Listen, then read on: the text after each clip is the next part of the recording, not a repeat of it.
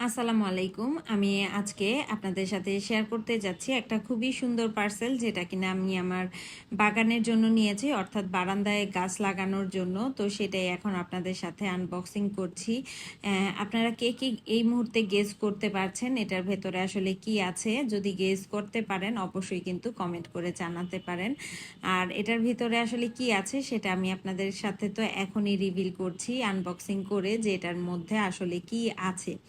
তো চলুন দেখি এটার ভেতরে কি আছে। এটার ভেতরে আসলে রয়েছে বাগানের জন্য আমি 3টা স্ট্যান্ড নিয়েছি, স্টিলের যে স্ট্যান্ডগুলো থাকে সেগুলো, গাছগুলো যাতে বারান্দার গ্রিলের সাথে আমি রাখতে পারি সেজন্য। কারণ নিচে রাখলে অনেক সময় নোংরা হয়ে যায়, ভালোভাবে ক্লিন করা যায় না, সেজন্যই মূলত আমার এই জিনিসগুলো কেনা। তো আমি এগুলোকে নিয়েছি যে পেজটা থেকে, সেই পেজটা আমি এখানে আপনাদের জন্য মেনশন করে দিচ্ছি, হ্যাপি গার্ডেনিং। এই পেজটা থেকে মূলত আমি এই পুরো 3টা সেটের একটা কম্বো নিয়েছি, যেটা কিনা ওদের অফার চলছিল।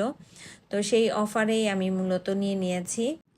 এই তো আমি বের করে নিয়েছি, দেখতে পাচ্ছেন এখানে 3টে স্ট্যান্ড আছে। আমি 26 ইঞ্চি যেই স্ট্যান্ডটা সেটা মূলত নিয়েছি, কারণ এটা আমার কাছে স্ট্যান্ডার্ড মনে হয়। আর যে কোনো ছোট কিংবা বড় যে কোনো বারান্দার যে কোনো গ্রিলের সাথেই কিন্তু এটা ঝুলানো যাবে।